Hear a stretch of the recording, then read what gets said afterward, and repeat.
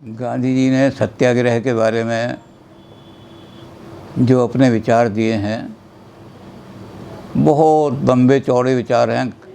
सत्याग्रह political weapon बन गया, यानी जिस रास्ता से लड़ाई करनी है, सरकार के दमन चक्र से लड़ाई करनी है, तो उसके लिए बंदूक चलाने की, गोलियां चलाने की आवश्यकता नहीं है, बल्कि बड़े बड़े साम्राज्य को हिलाने का वेपन बन गया है दुनिया में। दुनिया ने इसको अपना लिया सत्याग्रह को। तो सत्याग्रह पॉलिटिकल वेपन है, overthrow of the dictatorship, overthrow of the tyranny. Tyranny माने अत्याचार। तो इस सत्याग्रह में गांधी जी का ये कहना है कि सबसे पहला जो सत्याग्रही के जो लक्षण उन्होंने बताए कि निर्भय होना चाहिए, उसके अंदर ये सारे जो 5 गुण हैं जो हमारे कार्डिनल वर्चू योगनेस वो होने चाहिए। उसके बाद उन्होंने नई चीज़ जोड़ दी, अस्वाद। वो स्वाद का वो नहीं होना चाहिए कि बढ़िया चटखारे वाला भोजन या चटखारे वाली चीज़ें खाने को मिले, क्योंकि अगर में भी पड़ जाएगा तब भी आप उसका ब्रह्मचर्य टूट जाएगा। तामसी भोजन ब्रह्मचर्य तोड़ देगा और वो अपने जीव को संतुष्ट करने के लिए तरह तरह के बढ़िया बढ़िया भोजन खाने के लिए पाप भी करना पड़ेगा, गलत काम भी करेगा। तो गांधी जी ने अस्वाद को भी जोड़ दिया। निर्भय होना भी बहुत ज़रूरी है उसके लिए। तो ऐसी चीज़ों पर कलम विचार कर चुके। ख़ास तौर से जो अभी है उनका, उसमें गांधी जी ने जो एक बात कही है वो बहुत महत्वपूर्ण है कि जो आदमी भगवान से डरता है, फिर उसे संसार से किसी से डरने की आवश्यकता नहीं है। और जो आदमी भगवान से नहीं डरता, वो कौवे की तरह छोटे छोटे आदमियों से भी डरता फिरता है। कोई दूर से भी हाथ उठाए तो कौवा समझता है ये ईंट उठा रहा है मुझे मारने के लिए। तो जो भगवान में फेथ नहीं रखते और भगवान से नहीं डरते, वो आदमी कभी भी सत्याग्रही नहीं हो सकते। सत्याग्रह करने वाला आदमी वो है जो केवल भगवान से डरे, और बड़ी से बड़ी ताकत हिटलर भी हो, रावण भी हो, तो किसी से डरने वाला नहीं है। तो उन्होंने उसके लिए उन्होंने कहा कि उसकी आत्मा भी जागृत होनी चाहिए। जिनकी आत्मा ही सोई हुई है वो पाप देखते रहते हैं। जो पाप को देखता रहता है, हिंसा को देखता रहता है, वो भी उस पाप का समर्थन करने वाला है। और समर्थन करने वाला का मतलब वो भी पापी है, जो पाप को देख करके चुपचाप बैठे हुए हो। और इतना उस पर जोर दिया है कि बुद्ध ने तो इसी कारण से भगवान को निकाल दिया। बुद्ध ने कहा कि या तो भगवान मेरी तरह से कमज़ोर है कि पाप से लड़ नहीं सकता, दुनिया में पाप हो रहा है तो भगवान उस पाप का निषेध नहीं कर सकता, और यह है कि उसके अंदर शक्ति तो है लेकिन वो पाप को देख करके खुश हो रहा है, उससे बच नहीं रहा, तो वो पापियों का साथी है, वो तो समर्थक है।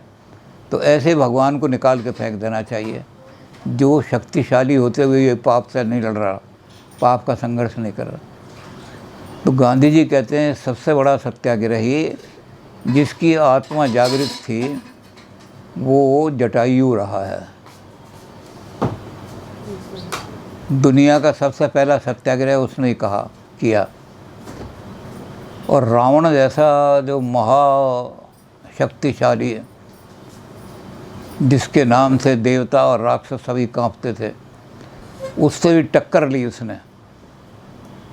क्योंकि गांधी जी को उनकी माँ ने शुरू से ही रामायण पढ़ाई थी, इसलिए गांधी जी का रामायण में भी बड़ा फेथ था, गीता में भी बड़ा फेथ था।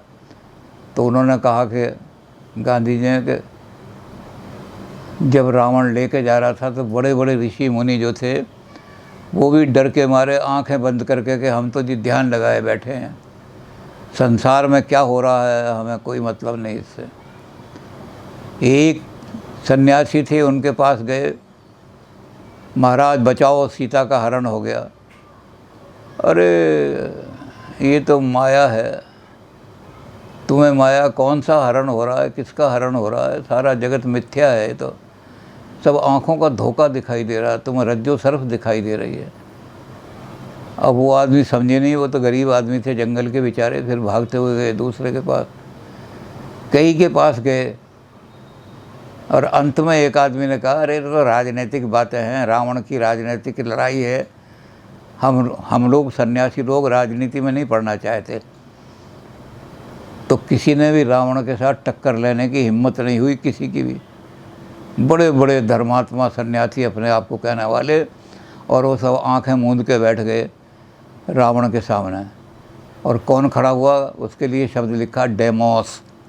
डेमोस माने आम आदमी, कोई बड़ा भयंकर उसके पास हथियार या बम या कुछ नहीं थे, लेकिन उसके पास क्या थी, सोल फोर्स। सोल फोर्स तो इसको कहा है उन्होंने, टॉलस्टॉय ने, गांधी जी ने इसको कहा है मॉरल फोर्स। वो एक ही चीज़ है, मॉरल फोर्स कह दो चाहे, तो गांधी जी ने कहा उसके पास थी मॉरल फोर्स। और जिनके पास मॉरल फोर्स होती है वो जब ललकारते हैं फिजिकल फोर्स को, तो फिजिकल फोर्स भी कांप जाती है।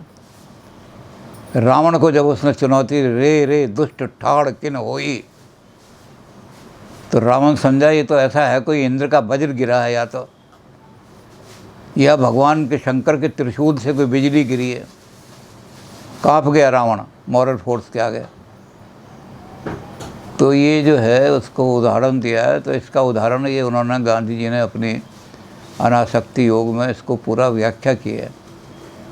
उन्होंने कहा कि ये जो हम जो हैं सारे, हम जटायु की तरह पक्षी हैं। पक्षी के दो पक्ष होते हैं संसार में, और हमारे दो पक्ष हैं। हम जब पाप से लड़ते हैं या पापाचार से लड़ते हैं तो एक सोसाइटी बनाते हैं, सदाचार सोसाइटी, दुराचार निर्मूलन सोसाइटी, और उसके नाम से हम चंदा इकट्ठा करते हैं खूब इधर उधर से। तो या तो हमारे पास एक पक्ष होता है धन इकट्ठा करने का, फाइनेंस का, वित्तेषणा। हम अन्याय तो पाप के खिलाफ लड़ने के लिए तैयार किस लिए हो रहे हैं कि इस नाम से हम पैसा खूब इकट्ठा कर लेंगे। 4-4 लाख रुपया, 2-2 लाख रुपया इकट्ठा हो जाता है, और पाप वैसा का वैसा ही रहता है। और दूसरा हमारा पक्ष होता है जब पाप से हम लड़ने के लिए सोसाइटियाँ बनाते हैं, तो खूब हमारा प्रचार होना चाहिए, रोज़ अखबारों में हमारी फ़ोटो चलने। आज हमने 2 चुईयाँ मारी जो कपड़ा काट रही थीं, आज हमने एक मेंढकी मारी जो कीटाणुओं को खा रही थी, अखबार में छपवा दी। आज हमने अपना नाखून कटाकर शहीदों में नाम लिखवा दिया। तो ये वित्तेषणा के साथ ये लोकेषणा सबसे बड़ा पक्ष है। हम पाप से लड़ते हैं। तो गांधी जी कहते हैं उसने क्या किया, जटायु ने ये दोनों पक्ष कटवा दिए। वित्तेषणा वाला पक्ष भी कटवा दो। हम पैसे के लिए नहीं लड़ रहे, हम पाप से लड़ रहे हैं, दुराचार से लड़ रहे हैं, अन्याय से लड़ रहे हैं। हम सत्याग्रही हैं, हम पैसा कमाने वाले नहीं हैं। और दूसरा पक्ष जो है वो प्रचार का, कि प्रचार से लड़ रहा है जटायु, तो उसकी फ़ोटोएँ छपनी चाहिए और उसका कहीं कहीं अखबारों में बड़ा बड़ा प्रचार होना चाहिए। तो गांधी जी कहते हैं जब जटायु ने दोनों पक्ष कटवा दिए, हम भी जब दोनों पक्ष कटवा देते हैं और निष्पक्ष होकर के, तो राम ने कहा कि लक्ष्मण, इस जटायु ने निष्पक्ष होकर के केवल राम के लिए, धर्म के लिए, अन्याय के लिए इतनी बड़ी शक्ति से टक्कर ली है।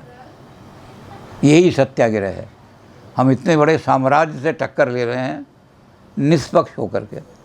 तो जो निष्पक्ष होकर के भगवान को कर रहेगा तो उसका क्या होगा, वो गतिहीन जो जाचत योगी। बड़े बड़े योगी चाहते हैं भगवान की गोद मिल जाए, नहीं मिलती, क्योंकि वो पक्षी हैं, पक्ष नहीं कटवाए उन्होंने। मेरे आश्रम का खूब प्रचार होना चाहिए, दुनिया के लोग मेरे आश्रम में आए, वहाँ धन चढ़ाएं आकर के। वो इसलिए आश्रम खोले बैठे हैं, आत्मा को जगाने के लिए नहीं खोले बैठे।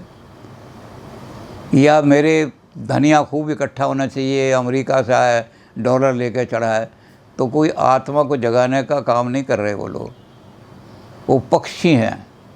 और जिसलिए चूँकि वो पक्षी हैं इसलिए भगवान की गोद नहीं मिलती। और गीध जो है वो तो खगादम है, बहुत गिरा हुआ आदमी है, जिनको तुम हरिजन कहते हो उनसे भी नीचे है। और आमिष भोगी, मांस खाता है वो। तो भगवान इस चीज़ को नहीं देखते। भगवान ये देखते हैं कि धर्म के लिए निष्पक्ष होकर के। तो उन्होंने लक्ष्मण से कहा कि ये वो व्यक्ति है जिसने निष्पक्ष होकर के दोनों पक्ष कटा करके हमारे लिए धर्म के लिए लड़ाई लड़ी है, इसलिए मैं इसको अपनी गोद में लिटाऊंगा। और भी आगे सारा कि भगवान ने अपनी गोद में लिटा के इतना ही नहीं किया, बल्कि गीध को गोद लिटाए पर दयानिधि बारिज लोचन में भर बारी। जब ज़ख़म दिखाई दिए तो उन्होंने कहा लक्ष्मण इन ज़ख़्मों के पर मिट्टी जम गई है कि इसको छुटाने के लिए कहीं से पानी लाओ। तो लक्ष्मण कहने लगे महाराज मैं भी आग जलाता हूँ, कहीं से मिट्टी का ठीकरा लाता हूँ, उसमें पानी गर्म करूँगा। तो भगवान ने कहा कि नहीं, ये लक्ष्मण ऐसे नहीं होता। मेरी आँखें जो थीं उनको मेरी माँ कमल नयन कहा करती थी। बारिज लोचन, कमल का नयन की तरह से आँख है, तो मेरी आँख कटोरी की तरह से है।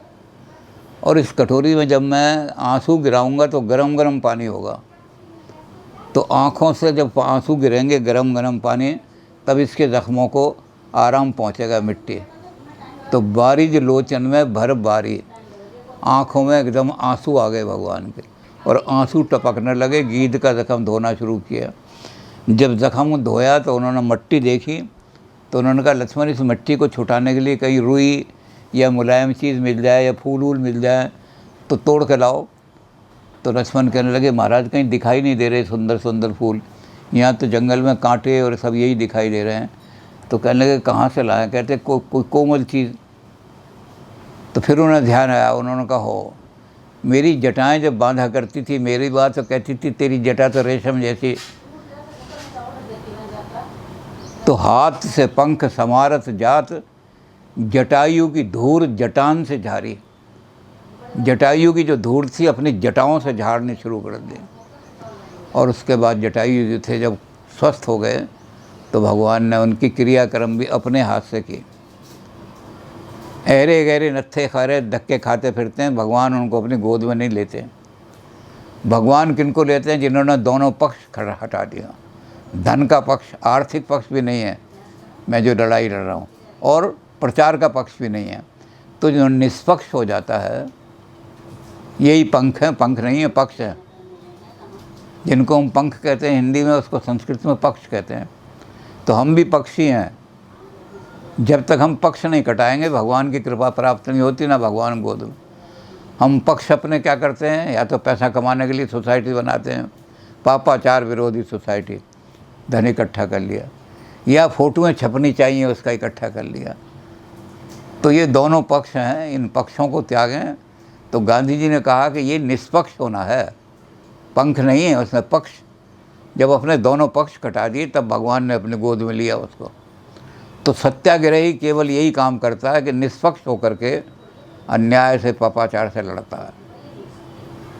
तो सत्याग्रह की कोई विधाएँ कि इन्होंने बहुत सारी बताई कि ये विधा है सत्याग्रह की, उसमें अवज्ञा बताई, सभी ने अवज्ञा। विरोध करो लेकिन विनय के साथ, बंदूक उठा के पत्थर मार के नहीं करो, बल्कि विनय के साथ। वो क्या है? तो विनय के साथ काला जो कानून बने, जो कानून समाज का विरोधी हो, उसको अवज्ञा, उसको हम नहीं मानेंगे। उसका कल हमने उदाहरण भी दिया था कि बहुत सारे काले कानून तोड़े गांधी जी ने, लेकिन दो जो हैं बहुत महत्वपूर्ण उनके जी। एक तो नील का सत्याग्रह बिहार का, जिसको चंपारण का सत्याग्रह भी कहते हैं, उसने अंग्रेज़ों की जड़ें हिला दी। और जो अंग्रेज़ों वहाँ अत्याचार कर रहे थे वहाँ की जनता पर, अंग्रेज़ों को ज़मीनें भी उनके नाम लिखनी पड़ी। और ये कह दिया कि तुम अपनी स्वतंत्र हो, अपनी खेती में क्या बोते हो, उसमें कुछ परसेंट हिस्सा जो होगा उसमें हम नील की खेती कराएंगे, उसके लिए आपको कंपनसेशन देंगे। तो इतना सफल सत्याग्रह हुआ वो बिहार का, अंग्रेज़ कांप गया, अंग्रेज़ की सरकार कांप गई कि गांधी जी ने तो ना हथियार उठाए, ना कोई बंदूक चलाई ना तोप चलाई, और बिहार में सारी सरकार को, अंग्रेज़ी सरकार, इंग्लैंड का तख़्त भी हिल गया सारा का सारा। और दूसरा जो सत्याग्रह था गांधी जी का, वो दांडी मार्च। नमक पर टैक्स लगा दिया। बताओ, नमक तो ऐसी चीज़ है जिसके बिना आदमी जीवन ही नहीं व्यतीत कर सकता। गरीब आदमी के पास पैसा नहीं है, सब्ज़ी नहीं खरीद सकता, दाल नहीं कर सकता, तो नमक से ही आटे में नमक मिलाया खा लिया बेचारे ने ऐसे। और नमक पर तुम टैक्स लगा रहे हो। तो गांधी जी ने कहा हम इस कानून को तोड़ेंगे। और गांधी जी ने स्वयं लिखा है कि मेरे इस आंदोलन में जिन महिलाओं को घर की दीवार में बंद करके रखा जाता था, जितना उन महिलाओं ने, क्योंकि गृहस्थी का नमक का तो उनका ही काम होता है, तो कहते हैं अमेरिका की क्रांति में, रूस की क्रांति में, फ्रांस की क्रांति में इतनी महिलाएं सामने नहीं आई जितनी मेरे सत्याग्रह में आई। मार्च करो और समुद्र के पास जा कर के वहाँ समुद्र से पानी लेकर के हम नमक बनाएंगे, लेकिन ये टैक्स नहीं देंगे नमक पर जो, और जो नमक पर टैक्स लगा हुआ उस नमक को नहीं खरीदेंगे हम। तो वो भी बड़ा सफल सत्याग्रह गांधी जी का हुआ। उसमें भी अंग्रेज़ी सरकार की जड़ें हिल गई। जैसे अफ्रीका के सत्याग्रह पर उन्होंने कहा था, हिटलर ने, अंग्रेज़ भी कहने लगे कि इस वेपन का, ये जो वेपन गांधी इस्तेमाल कर रहा है, इसका हमारे पास कोई तोड़ नहीं है। गांधी को मार दो, गोली से उड़ा दो, नहीं तो अंग्रेज़ सरकार हिल जाएगी। लेकिन किसी की हिम्मत नहीं पड़ी गांधी को गोली से उड़ाने की। तो सत्याग्रह के सारे लक्षण भी 14 तरह से सत्याग्रह हो सकता है। उसमें आम धरना भी है, हड़ताल भी है, दुकान बंद करना भी है, भूख हड़ताल बैठना भी है, कि भूख हड़ताल मरण व्रत भी है सारा का सारा, और ये टैक्स नहीं देंगे ये भी है। तो बहुत सारी चीज़ें बताई हैं उन्होंने, 10 तरह का गांधी ने। लेकिन अंत में क्या लगा दिया, सत्याग्रह केवल सत्य के लिए होगा। आपकी अगर डिमांड नाजायज़ है और उसके लिए सत्याग्रह कर रहे हो तो सत्याग्रह नहीं है, वो मिथ्याग्रह है। इसलिए वो आत्मा की आवाज़ नहीं है, वो गलत काम, हिंसा है वो। तो सत्याग्रही आदमी जो है वो सिर्फ सत्य के लिए, नोबल कॉज के लिए लड़ेगा, कभी इग्नोबल कॉज के लिए कभी नहीं कदम उठाएगा सारा का सारा। तो इस तरह से बहुत लंबा चौड़ा सत्याग्रह पर। और सत्याग्रह का वेपन, जैसे मैंने कहा कि सत्याग्रह को गांधी जी ने केवल एक मॉरल वेपन ही नहीं बल्कि सत्याग्रह को पॉलिटिकल वेपन बना दिया। इतनी शक्ति बना दी सत्याग्रह में कि पॉलिटिकल सरकारें भी हिल गई सत्याग्रह से।